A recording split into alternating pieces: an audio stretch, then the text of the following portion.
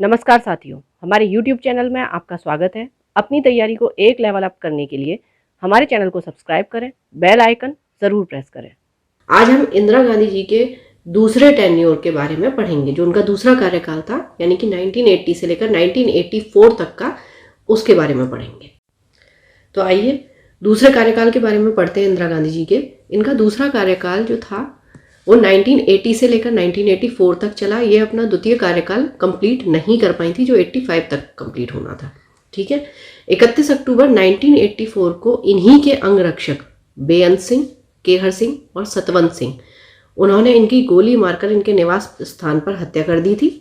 इंदिरा गांधी जी की हत्या का मुख्य कारण था 6 जून 1984 को अमृतसर के स्वर्ण मंदिर में चरमपंथी आतंकवादियों के विरुद्ध चलाया गया ऑपरेशन ब्लू स्टार, जो कि बहुत फेमस रहा है।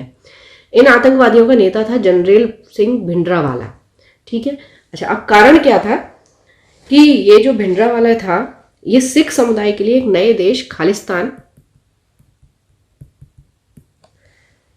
उसकी मांग कर रहा था, और इसने अपनी गतिविधियों का केंद्र अमृतसर के स्वर्ण मंदिर को बना रखा था। तो वहां पर जब ये ऑपरेशन ब्लू स्टार चला तो उसमें लगभग 600 आतंकवादी मारे गए, जो ये चरमपंथी आतंकवादी थे, और इस ऑपरेशन में सेना के भी 72 जवान शहीद हो गए थे। तो इसी ऑपरेशन ब्लू स्टार का बदला लेने के लिए इंदिरा गांधी की हत्या कर दी गई थी। इंदिरा गांधी के जीवन की अंतिम रैली 29 अक्टूबर 1984 को ओडिशा में आयोजित हुई थी।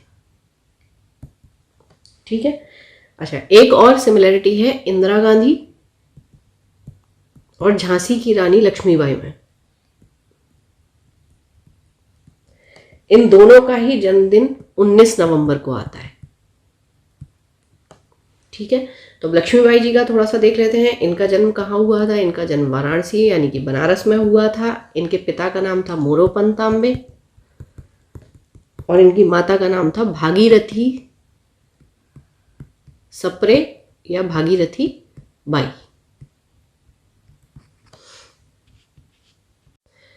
तो ये हम देख चुके हैं। इनका जन्म लक्ष्मीबाई जी के जन्म दिवस के साथ आता है। इंदिरा गांधी के जन्मदिन को राष्ट्रीय अखंडता दिवस के रूप में मनाया जाता है और इनकी समाधि को शक्ति स्थल कहा जाता है।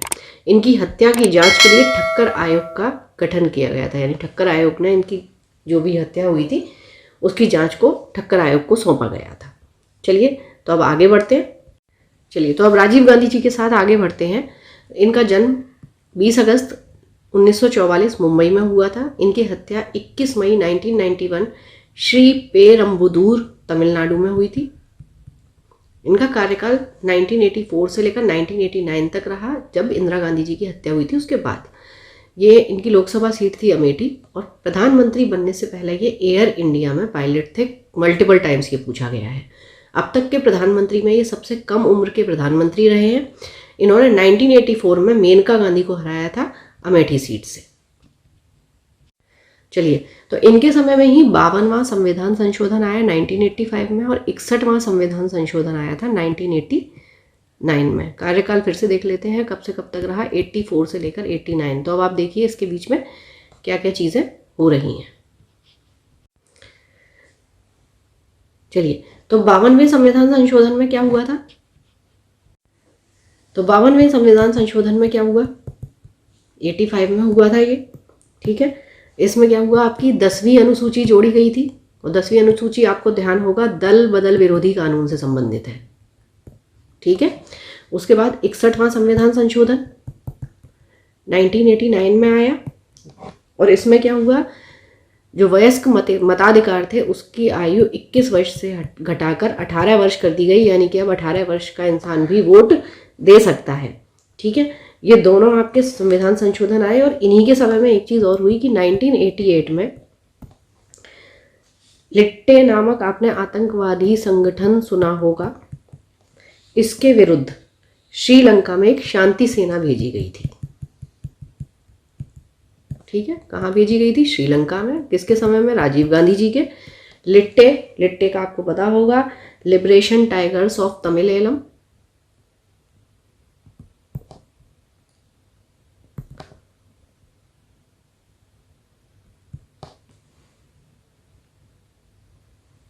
ठीक है।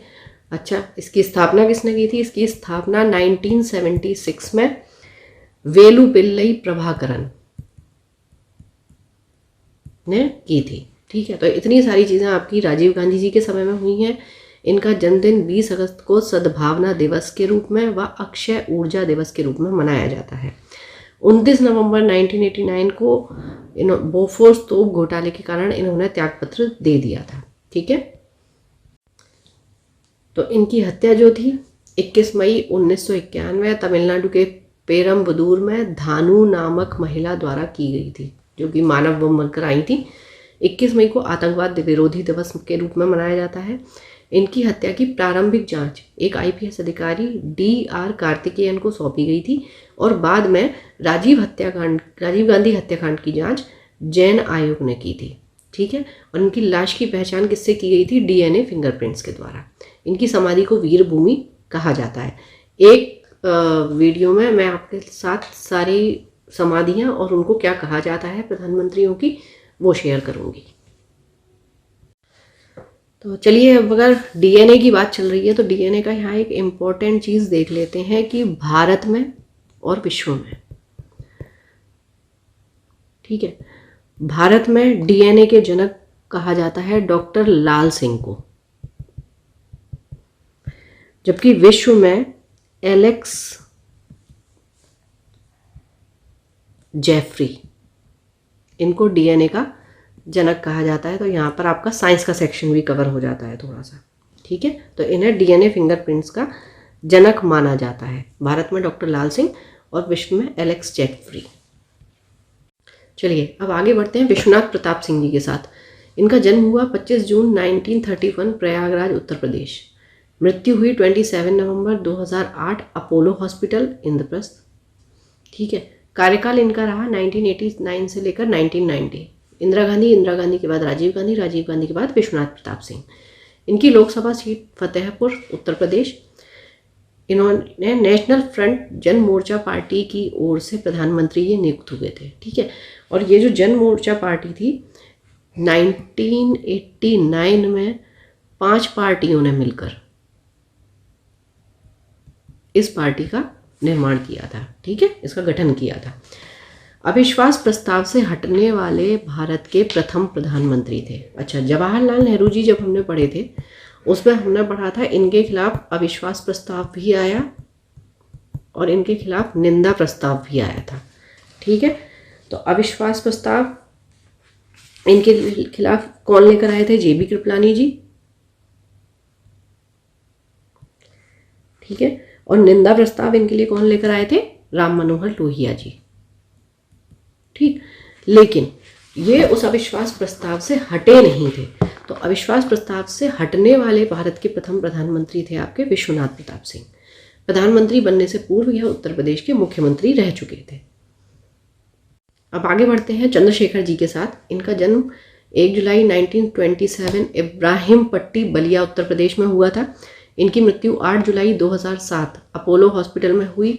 वहीं अभी हमारे पिछले प्रधानमंत्री विश्वनाथ प्रताप सिंह जी की भी हुई थी। ठीक है, इनका कार्यकाल रहा 1990 से लेकर 1991। लोकसभा सीट इनकी वही बलिया उत्तर प्रदेश। ठीक है, एकमात्र प्रधानमंत्री जिन्होंने लाल किले पर तिरंगा नहीं फहराया, क्योंकि इनका कार्यकाल ऐसा रहा कि इन्हें अवसर नहीं मिला। ठीक है, इन्हें युवा तुर्क के नाम से जाना जाता है। जनता पार्टी के ये प्रथम अध्यक्ष थे और इनकी समाधि को जन नायक स्थल कहा जाता है। चलिए आगे बढ़ते हैं हम पामलापति वेंकट नरसिंहा राव, जिनको हम PV नरसिंहा राव जी भी बोलते हैं। ठीक है, इनका जन्म हुआ 28 जून 1921 करीमनगर आंध्र प्रदेश। इनकी मृत्यु हुई 23 दिसंबर 2004 दिल्ली। इनका कार्यकाल 1991 से लेकर 1996 तक रहा। लोकसभा सीट इनकी नांदयाल, और ये नांदयाल कहाँ है? करनूल आंध्र प्रदेश में। ठीक है, इनके द्वारा जो पंचसूत्री कार्यक्रम चलाया गया उसको दूसरा पंचशील का सिद्धांत कहा जाता है। पहला किसका? नेहरू जी वाला, हिंदी चीनी भाई भाई। ठीक है, 1991 में इन्होंने उदारीकरण की प्रक्रिया को अपनाया, यानी कि वही जो आपका LPG मॉडल था, लिबरलाइजेशन, प्राइवेटाइजेशन, ग्लोबलाइजेशन। ठीक है, उदारीकरण, निजीकरण और वैश्वीकरण, जिसको हिंदी में कहा जाता है। और इस टाइम पर वित्त मंत्री थे आपके मनमोहन सिंह जी, जो आगे जाकर फिर हमारे प्रधानमंत्री बने।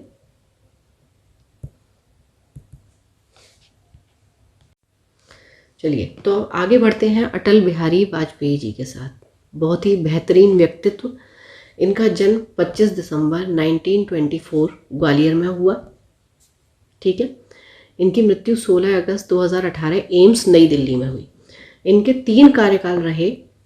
प्रथम कार्यकाल इनका 16 मई 1996 से केवल 31 मई 1996 तक रहा। ठीक है। द्वितीय कार्यकाल रहा इनका मार्च 1998 से अक्टूबर 1999 और तृतीय काल रहा अक्टूबर 99 से 22 मई 2004 तक, यानी ये वो कंप्लीट कर पाए हैं।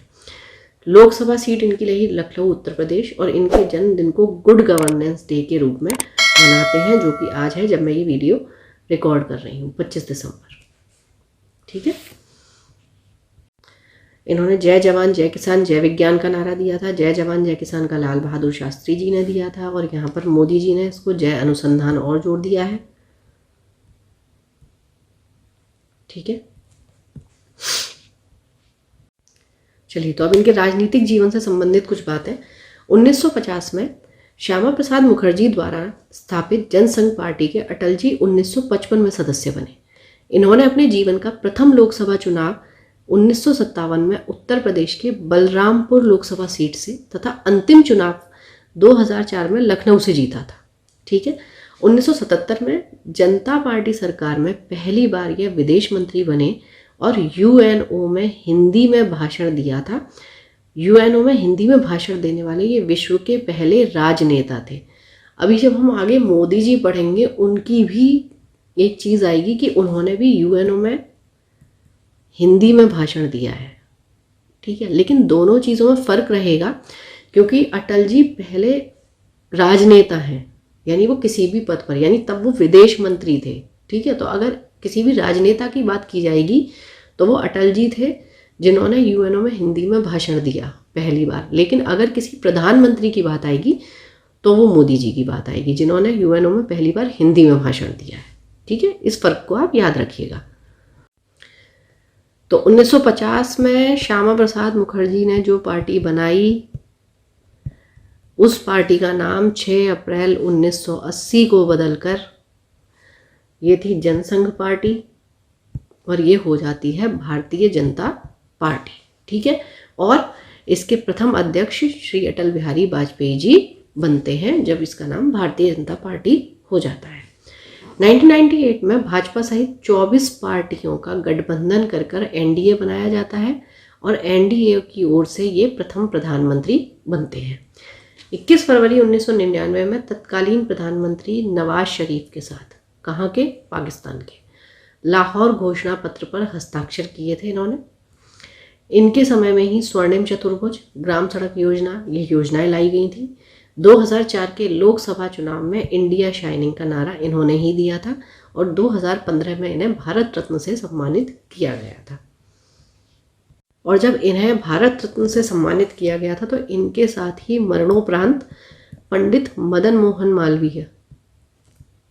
मालवीय जी को भी भारत रत्न दिया गया था। ठीक है। चलिए, इनके द्वारा 11 व 13 मई 1998 को पोखरण में परमाणु परीक्षण किया गया और इसे ऑपरेशन विजय शक्ति नाम दिया गया था। ठीक है। इनकी समाधि का नाम सदैव अटल स्मृति स्थल है। इनकी प्रमुख पुस्तकें हैं कैदी कविराज की कुंडलियाँ, मेरा अविवाहित जीवन, संसद के 3 दशक, मेरी 51 कविताएं, मृत्यु और हत्या, अमर बलिदान, और भी हैं इनकी अमर आग है, फिर एक है इनकी कुछ लेख कुछ भाषण,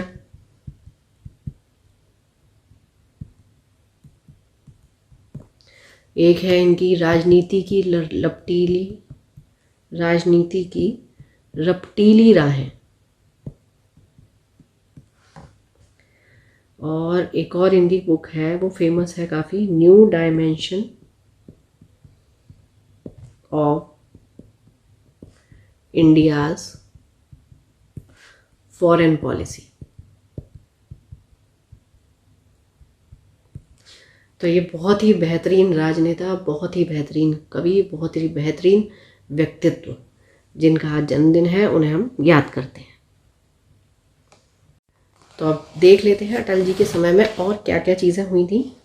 पहला, अभी हमने देखा था कि द्वितीय परमाणु परीक्षण हुआ, ठीक है, 11 और 13 मई, वो हम देख चुके हैं पोखरण में, ठीक है।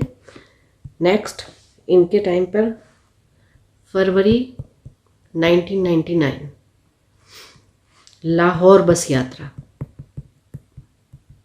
इसकी शुरुआत की गई थी, जो कि भारत पाकिस्तान मैत्री बस यात्रा भी कह सकते हैं, और इसे नाम दिया गया था सदा ए सरहद। ये इन्हीं के समय में हुई, ठीक है। नेक्स्ट, कारगिल युद्ध, यानी आप ये देखें कि फरवरी में मैत्री बस चल रही है सदा ए सरहद, और फिर कारगिल युद्ध हो रहा है जुलाई में, वो इन्हीं के समय में हुआ। अच्छा, कारगिल युद्ध में हमारी तीनों सेनाओं ने, वायुसेना, जल सेना, थल सेना, इन तीनों ने ऑपरेशन चलाए थे, जिन्हें अलग अलग नामों से जाना जाता है। जो वायुसेना का था उसे कहते हैं ऑपरेशन सफ़ेद सागर,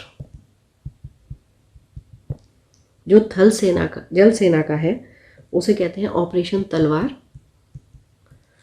और जो थल सेना का है उसे कहते हैं ऑपरेशन विजय, ठीक है। ये आपको याद रखना है, कहाँ ऑपरेशन विजय आ रहा है, कहाँ ऑपरेशन विजय शक्ति आ रहा है, तो इन चीज़ों को आपको याद रखना है, ठीक है।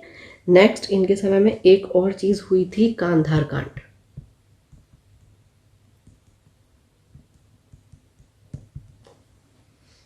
ठीक है। ये हुआ था दिसंबर 99 में, मतलब 99 में इतनी चीज़ें हुई हैं, फरवरी से लेकर दिसंबर तक, शुरुआत साल के लेकर शुरुआत अंत तक। कांधार आपका पड़ता है अफगानिस्तान में, ठीक है। एयर इंडिया का विमान था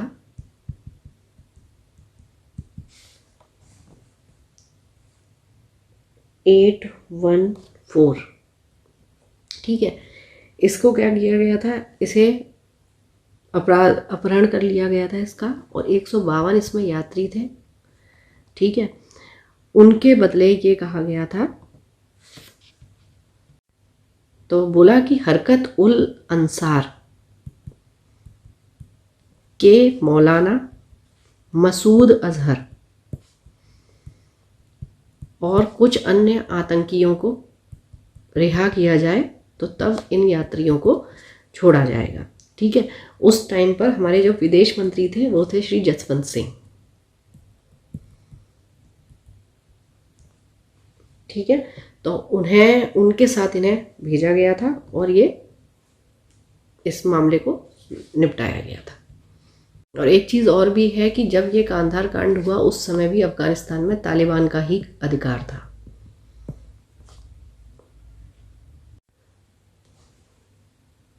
ठीक है। अगली एक और चीज़ हुई 2001 में, आगरा शिखर वार्ता, और ये हुई थी पाकिस्तान के जब तत्कालीन प्रधानमंत्री, राष्ट्रपति परवेज़ मुशर्रफ के साथ, ठीक है। तो लाहौर घोषणा पत्र अलग है, आगरा शिखर वार्ता अलग है। अच्छा, अटल जी के बारे में एक चीज़ और इम्पॉर्टेंट है, ये एकमात्र ऐसे सांसद हैं जिन्होंने संसद के तीनों संयुक्त अधिवेशन, ठीक है, उसमें मतदान किया। पहला कौन सा था, 1961 में जो दहेज विरोधी कानून आया, उसमें इन्होंने मतदान किया था।